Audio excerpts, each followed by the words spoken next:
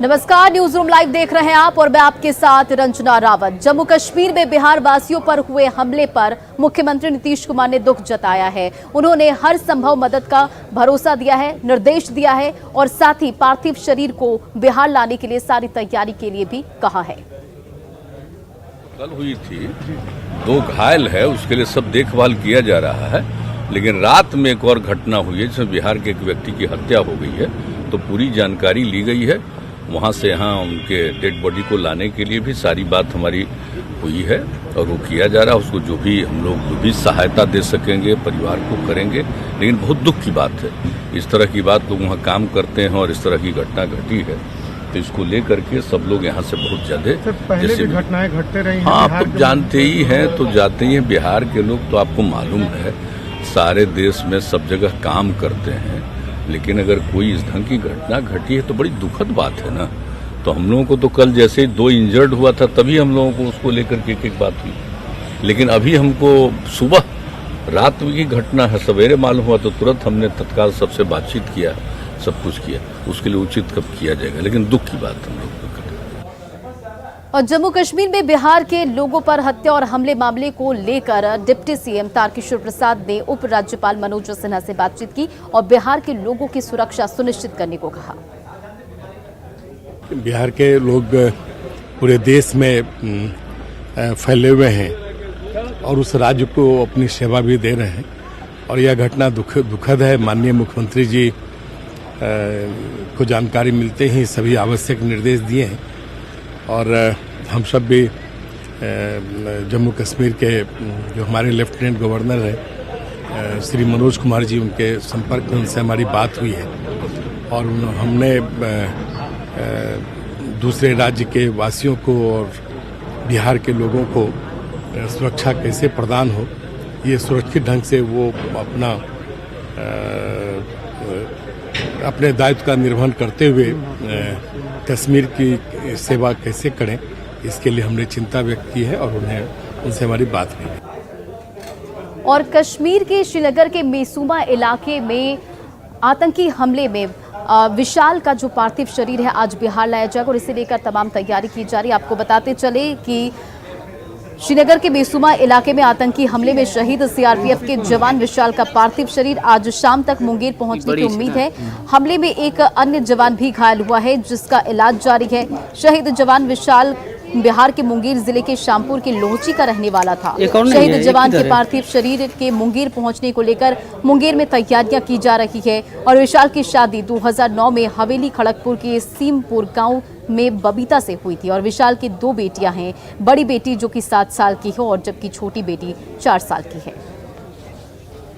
कौन आया एक बार खाली बोला आप बबीता कुमारी बोल रहे हैं मुंगेर से, तो बोले हाँ आप कहाँ से बोल रहे हैं, कुछ नहीं बोले, काट दिए थे।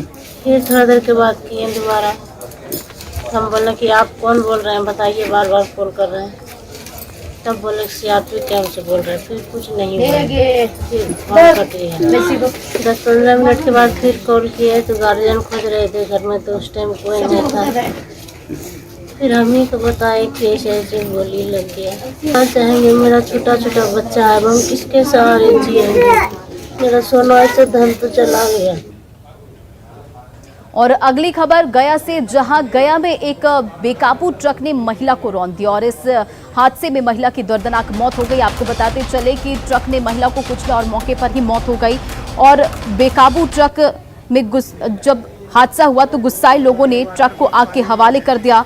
आपको बताते चले कि सिविल लाइन थाना के कारिमगंज ओवरब्रिज के पास एक बेकाबू ट्रक ने पहले महिला को रौंदा और फिर अनियंत्रित ट्रक की चपेट में आने से महिला की मौत हो गई। महिला के शव को मौके से उठाकर परिजन घर ले गए, लेकिन गुस्साई भीड़ मानने को तैयार नहीं थी। हादसे में महिला की मौत के बाद गुस्साए लोगों ने ट्रक में आग लगा दी। देखते ही देखते आग ने ट्रक के अगले हिस्से को अपनी जद में ले लिया और ट्रक का अगला हिस्सा जलकर राख हो गया। कड़ी मशक्कत के बाद आग पर काबू पाया जा सका। मुझे एक एक्सीडेंट हो गया है महिला का, ऐसी में आया तो देखे आग लगा दिया।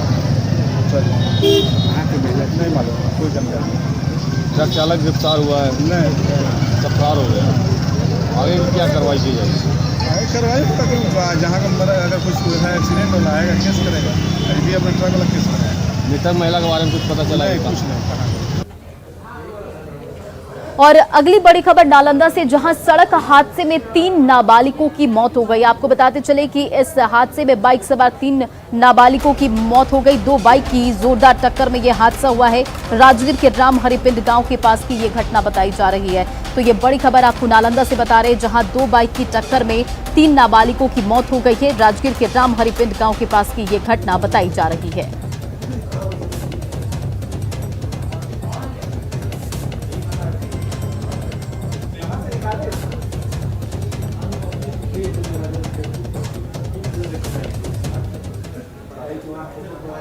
और अगली बड़ी खबर गोपालगंज से, जहां गोपालगंज में 275 विदेशी शराब जब्त की गई। आपको बताते चले इसके साथ ही 3 शराब तस्करों को भी गिरफ्तार किया गया। तो ये बड़ी खबर गोपालगंज से, जहां 275 कार्टन विदेशी शराब जब्त की गई और साथ ही 3 तस्कर को भी गिरफ्तार किया गया है। जब्त शराब की कीमत करीब 3 लाख रुपए बताई जा रही है और ट्रक में प्याज के बोरे में शराब की तस्करी का खुलासा हुआ है। यूपी के मुजफ्फरपुर में खपाने का प्लान था। कुचायकोट पुलिस ने बलथरी चेक पोस्ट के पास पकड़ा है।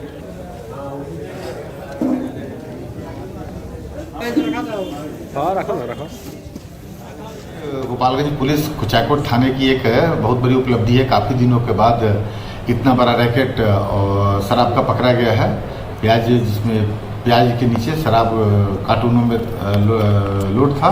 और सबसे बड़ी बात यह है कि थानाध्यक्ष ने अपनी बुद्धिमत्ता से, काफ़ी बुद्धिमत्ता का प्रयोग करते हुए ट्रक चालक को तो पकड़ा ही पकड़ा, इसके जो लाइनर थे उनको भी पकड़ा। इस तरह से पूरा का पूरा सिंडिकेट अब जो बैकवर्ड लिंकेज है उस पर काम होगा। और अगली खबर गोपालगंज से, जहां एक ही कमरे में 5 क्लासेस लगती है। ये स्कूल काफी अलग भी है, क्योंकि जो शिक्षक भी हैं वो ब्लैक बोर्ड को 3 हिस्से में बांटकर पढ़ाते हैं। रिपोर्ट देखिए।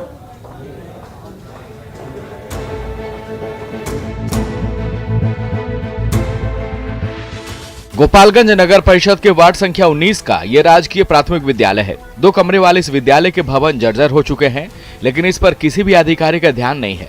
एक भवन में आंगनबाड़ी केंद्र चलता है, तो दूसरी भवन में कक्षा 1 से लेकर 5वीं तक की पढ़ाई होती है। यहाँ नामांकित कुल बच्चों की संख्या 100 है। स्कूल मॉर्निंग चल रहा है, इसलिए 60 से 70 बच्चे ही आते हैं। बिजली, पंखा और रसोई घर कुछ भी नहीं है। प्राथमिक विद्यालय के एक ही कमरे में स्कूल का पठन पाठन, कार्यालय और स्टोर रूम है। ऐसे में यहाँ पढ़ने वाले छात्रों की मानसिक स्थिति का अंदाजा अब खुद लगा सकते हैं। विद्यालय में बैठने की जगह नहीं होने के कारण बच्चों को बरामदे में ही बिठाया जाता है, लेकिन बरसात या ठंड के दिनों में बच्चों को काफी परेशानियां होती है। एक ही कमरे में बच्चों को मैनेज कर पाना काफी मुश्किल होता है। किसी तरह की एक्टिविटी नहीं हो पाती है। इस विद्यालय में कुल 4 शिक्षिका और 1 HM है। मिस अच्छी पढ़ाती है, लेकिन सब किसी का बोर्ड पर देती है ना, लिख देती है, तो हम लोग समझ में नहीं आता है। कैसे आप लोग पढ़ पाते हैं? मिस बताती है ना, ये 5वां का है, ये 3रा का है, ये 4था का है, तो हम लोग वही लिखते हैं लोग। यहाँ पे राजकीय प्राथमिक विद्यालय वार्ड नंबर 10 गोपालगंज है, लेकिन यहाँ पे 1ली से 5वीं क्लास के प्राथमिक विद्यालय के बच्चे पढ़ते हैं। लेकिन दिक्कत यहाँ पर यही है कि 2 ही कमरों का ये विद्यालय है। इसकी वजह से बच्चों को मैनेज करना मुश्किल होता है यहाँ पे, कि हमें एक ही कमरे में बच्चों को बैठाना पड़ता है। लेकिन हमारा स्टाफ और टीचर्स HM ऐसे मैनेज करते हैं कि अगर हम एक क्लास के बच्चों को पढ़ा रहे होते हैं तो बाकी क्लास को हम, अगर बोर्ड पे काम हो रहा है तो बाकी क्लास की रीडिंग हो रही है या कुछ और वर्क करा रहे होते हैं। लेकिन दिक्कत है यहाँ पे कि एक्टिविटीज़ नहीं हो पाती है और एक रूम में बच्चों को सारी क्लास को पढ़ाना मुश्किल होता है। 1st और 2nd हम बरामदे में पढ़ाते हैं। जिला शिक्षा अधिकारी ने समस्या का समाधान करने की बात कही है। गोपालगंज जिले में प्राथमिक स्कूलों की संख्या 1055 है, जिसमें 201 ऐसे विद्यालय हैं जिनके पास भवन तक नहीं है। स्कूल के 2 ही कमरे हैं। एक में 1, 2, 3 का क्लास चलता है और एक में आंगनबाड़ी चलता है।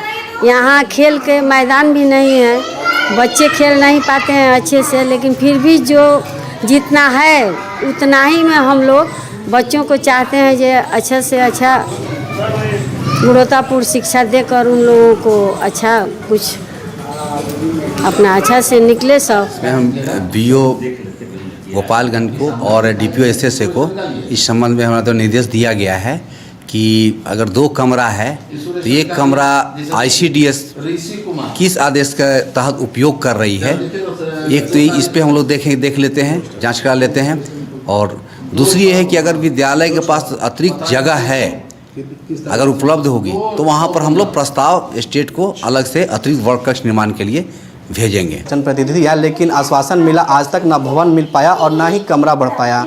अब देखने वाली बात हुई कब तक इन बच्चों का भविष्य बेहतर हो पाएगा और इन्हें कमरा मुहैया हो पाएगा। गोविंद कुमार, न्यूज़ 18, गोपालगंज। और अब बात कटिहार की। कटिहार में पशु रोजगार सृजन को लेकर एक बेहतर विकल्प साबित हो सकता है। आपको बताते चले कि पशुपालन विभाग परिसर में एक समय में मुर्गी पालन को लेकर बड़े बड़े फार्म हाउस हुआ करते थे, जहां सरकारी स्तर पर अंडा उत्पादन के अलावा चूजा मशीन भी लगाया गया था, मगर रखरखाव और पशुपालन विभाग के रवैये से सब कुछ खत्म हो गया है।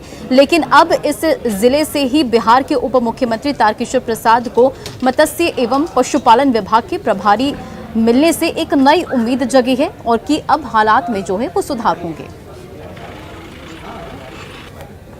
पशुपालन एवं मत्स्य संसाधन विभाग से जुड़े हुए जो विषय हैं, जहां कटिहार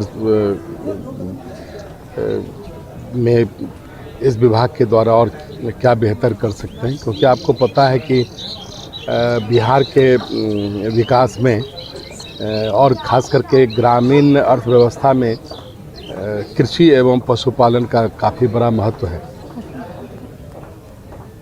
बिहार के डिप्टी सीएम को पशुपालन विभाग का भी प्रभार मिला है और ये कटिहार उनका गृह जिला है। लेकिन पशुपालन विभाग में एक दुखद तस्वीर आपको दिखा रहे हैं। बरसों से जो पशुपालन विभाग की स्थिति है वो काफ़ी जर्जर है, उसका कायाकल्प नहीं हो सका है।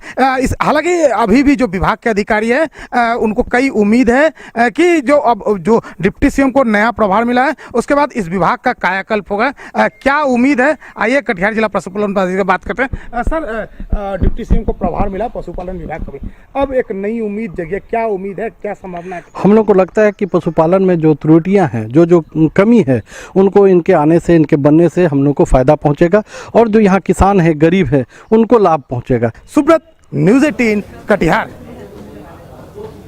अरवल बिहार का एक लौता ऐसा जिला है जहां एक भी स्टेडियम नहीं और इसी के अभाव की वजह से युवा जो हैं वो खेत और सड़कों पर प्रैक्टिस करते हैं। आपको बताते चले कि यहां पर एक स्टेडियम का निर्माण भी शुरू हुआ था, लेकिन लेट लतीफी की वजह से ये काम जो है वो बंद हो गया। आपको बताते चले कि शहर के गांधी मैदान में कला संस्कृति युवा विभाग की तरफ से 1.5 करोड़ की राशि खर्च कर स्टेडियम निर्माण का काम जो है वो शुरू हुआ था, लेकिन वो भी राजनीति की भेंट चढ़ गया। निर्माण कार्य शुरू होने के 10 दिन बाद ही काम बंद हो गया और काम को फिर से शुरू करने के लिए कमेटी का गठन किया गया, लेकिन कमेटी की तरफ से अब तक कोई निर्णय नहीं लिया गया है।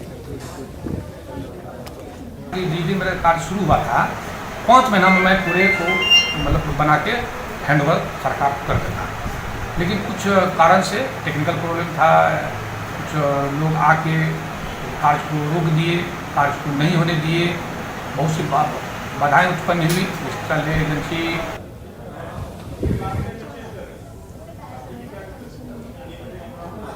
और अगली खबर नालंदा से, जहां नालंदा के बिहार शरीफ में साधु का वेश धारा हुए एक ठग था, उसको कोर्ट ने जेल भेज दिया। आपको बताते चले कि दूसरे की संपत्ति पर कब्जा जमाने के लिए ये ठग पिछले 41 सालों तक फर्जी मुकदमा लड़ता रहा और ये कहानी आपको पूरी फिल्मी लगेगी। मामला जो है सिलाव थाना क्षेत्र के है, मुरगावा गांव की है, जहां 1981 में जमींदार कामेश्वर सिंह की पत्नी रामसखी देवी ने ये मामला दर्ज कराया था और रामसखी देवी के आरोप भी उन्होंने लगाया था कि उसकी करोड़ों की संपत्ति पर हक जताने लगा है। महिला लगातार साधु वेशधारी उस शख्स को अपना बेटा मानने से इनकार करती रही। मामला सुप्रीम कोर्ट तक पहुंचा। कोर्ट ने मामले की सीबीआई जांच का भी कह दिया, लेकिन सीबीआई जांच में नकली कन्हैया की पहचान दयानंद गोस्वामी के रूप में की गई। दयानंद गोस्वामी मूल रूप से मुंगेर के जमुई के लखई गांव का रहने वाला है और प्रभु गोस्वामी का छोटा बेटा है। उसने 1977 में लापता कन्हैया का रूप धारण कर कन्हैया के घर का घर पहुंच गया और उसकी संपत्ति पर अधिकार जताने लगा, जबकि कन्हैया मैट्रिक परीक्षा के दौरान चंडी हाई स्कूल से लापता हो गया था और उस समय साधु वेशधारी कन्हैया को पूरे मान सम्मान और गाजे बाजे के साथ घर लाया गया था। हालांकि कन्हैया की मां उसे बेटा मानने से इनकार करती है। अब कोर्ट ने उस ठग को जेल भेज दिया है।